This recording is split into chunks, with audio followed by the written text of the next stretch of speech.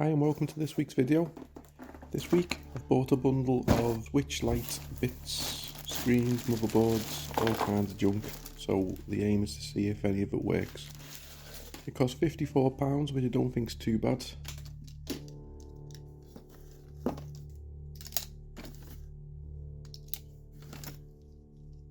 So it looks like I've got 4 motherboards, a lot of housing, lots of screens,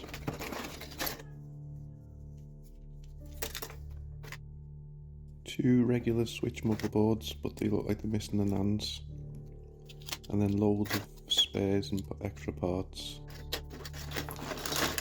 So that's a limited edition shell, which is nice.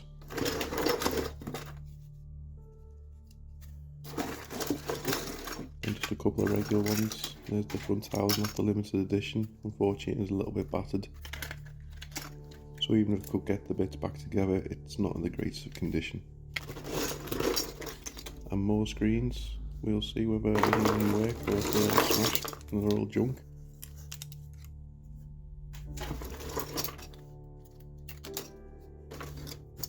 A few daughter boards again, we'll test see if they work, and then just loads and loads of extra bits, which is going to come in handy when I do other repairs.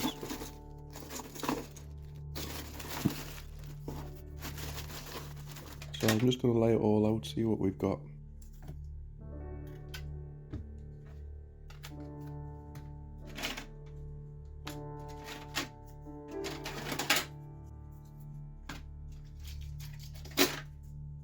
So I've got 6 screens, 4 motherboards. Hopefully I'll be able to bundle something together, get something working. So some of the boards are missing a few bits, but we'll replace them, see if we can get them working.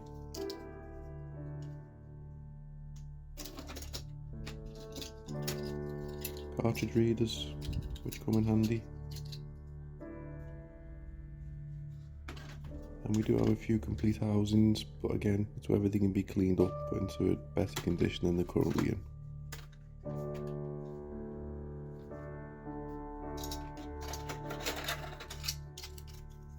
And no NANDs on these switchboards, so they are basically just scrap boards. Might be able to take a few bits off for spares. So time to test. Just going to put letters on each one so you know which one's which. I'm just going to grab housing, hoping the housing works, and test the first board, see what happens. So they both could be faulty, one could be faulty, one could be working, we'll see. So plug it in with the multimeter.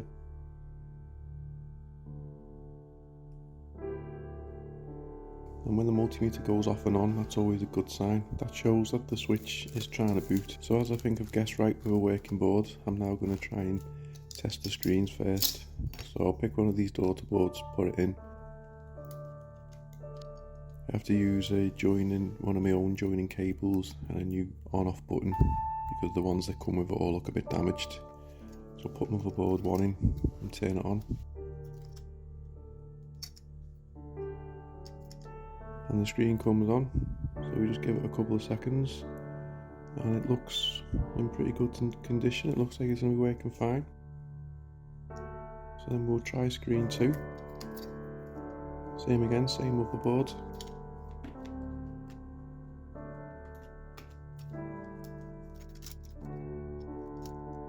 And this one also turns on, which is also a good sign. But as it starts, I notice there's a bit of a line across it, so it looks like it's had some kind of water or fluid damage, so fortunately not really good enough to be using. Now on to screen 3. So quickly notice that this one's got some severe damage on the backlight connector. If you look in the description, you'll see that this has been repaired in a separate video when I needed to test a new microscope.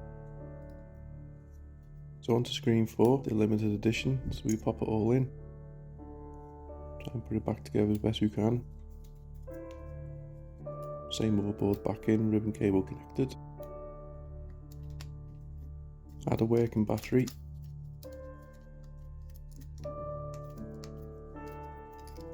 And then we'll turn it on. Turns on, it looks good, but then I quickly notice a lighting on the left. and then there is your broken screen. So there's bad one.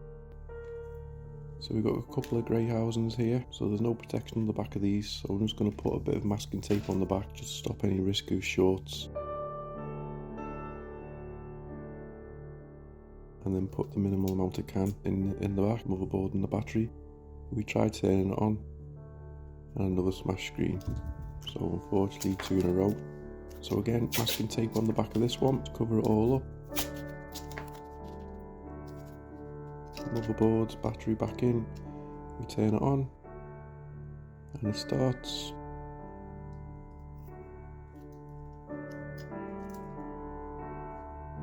And it looks like it's another good one, which is another nice bonus.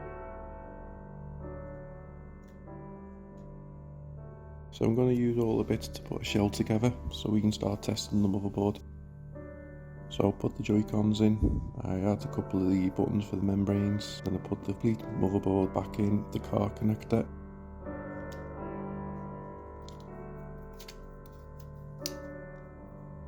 And we turn it on. And then we get a nice booting Nintendo Switch Lite.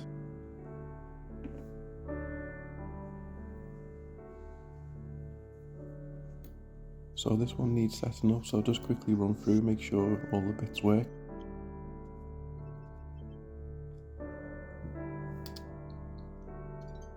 So this one shows up as a grey one, so we'll decide what housing it goes in. It more likely going in new housing.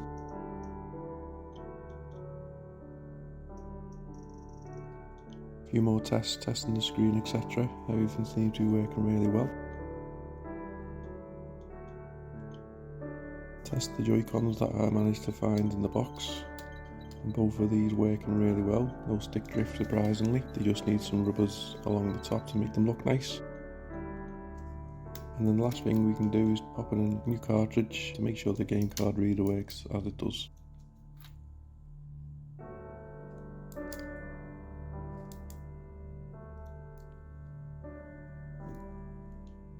So the last test I did was the volume, and then I realised that the volume wasn't going up, so I knew it wouldn't be the flex button because this was new. So I swapped the motherboard over, so there is a fault on the motherboard which I'm going to have to look into.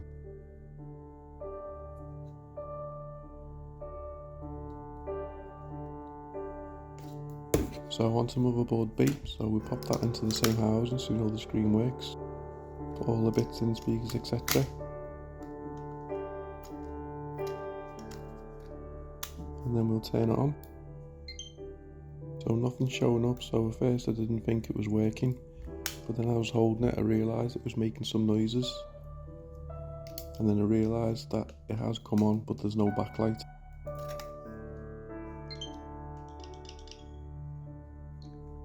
So when you shine a torch on it, you can slightly see the background, so you can see that it is working.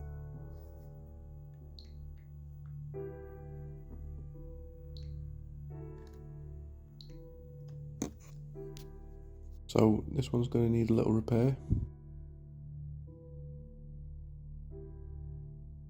So this IC here, this little black one, this is the backlight IC, so I'm going to have to remove this. So I'll put a little bit of aluminium tape around the edges, trying to protect the plastic and the surrounding area. Then I add some flux. And then hot air, around about 420, 440 C. And then gently lift it off. And once it's cooled, put more solder on, and then get me solder wick. And then try and wick away any of the excess solder from the old solder balls. Then get a new chip, make sure it's in the right orientation, the dots in the bottom left. Then slightly hold it in place, and a bit more heat. Put more flux on. Put the heat back on, and if it isn't quite central, it'll pull itself in. Then I give it a little nudge test, make sure it bounces back, which it does, so I'm pretty happy that this is in the right position. So all it needs is a little clean up. So we put it back in the housing, connect the battery back up, and then go for the big test. and unfortunately it's not working.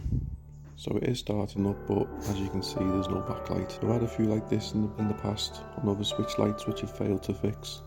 So unfortunately I'm not going to be able to fix this one. I do need a little bit more help with the backlight ICs. So now on to motherboard C. So C and D both needed new USB-C ports. So just prepping both ports at the same time. Bit of flux, bit of new solder, cleaning it over.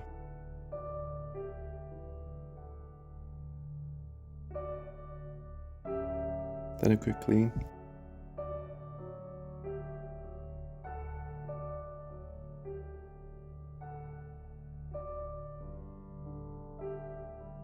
Then I do the same for the USB-C port on board D. Now this is where I do a stupid thing and I completely forget or lose the footage of me swapping over the USB-C ports. So unfortunately there's no footage of me replacing the USB-C port. Really stupid error. I haven't got a clue where it's disappeared to.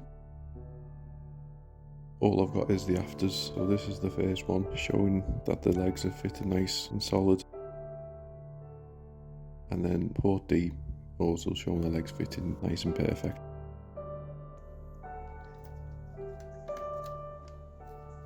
Pop the board in, let's turn it on.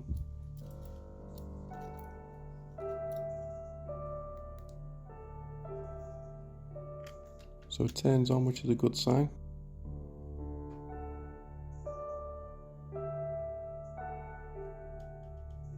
This one also seems to be working fine. So it has got parental controls on, but that's easy enough to take off. So I need to do a lot more testing on it. But so far, I think this one seems to be working fine.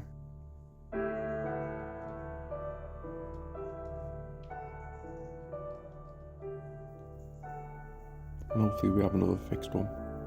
So motherboard D was missing an M92 chip on the back. Again, for some reason, my footage of adding the new chip has completely disappeared. So all I've got is the chip that's been fitted and then me using my soldering iron to move the excess solder around the edges. So apologies again for missing some of the vital footage on the repair on this one, but I have shown it many times on previous repairs.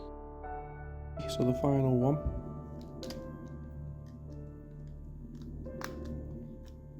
Connect it up, turn it back on, and then see what happens.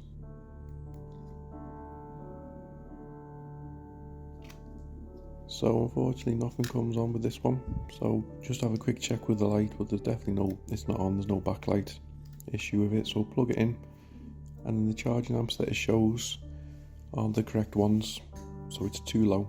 So just have a quick test, checking for any shorts around the main chips that sometimes go faulty.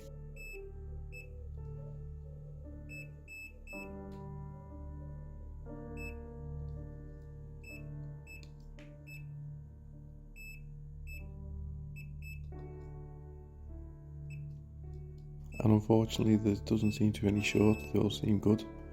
Quick couple of checks on the front, see if there's any issues with this.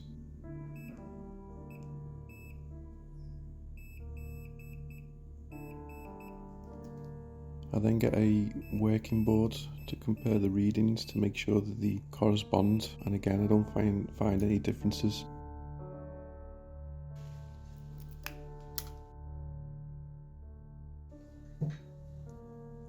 So I'll plug it back in for the last time, and then I decide to get my thermal camera out to see if anything's getting hot, if any chips look like they're shorting. But I have a quick scan over the board front and back, and again unfortunately nothing's getting hot, so really I'm struggling to find what an issue with this one is. I've had a couple of regular switches like this we've not been able to fix, so unfortunately I'm going to have to put this one down as a no fix as well. So overall I'm pretty happy. I've got two working switches, one that just needs a backlight fixing somehow, and one which would probably be a bit of a donor board. But considering the price that I paid, and I've got working screens as well, I feel like I've got a pretty good deal, and I've got at least two fully working switches. Thanks very much for watching. Please like, comment and subscribe.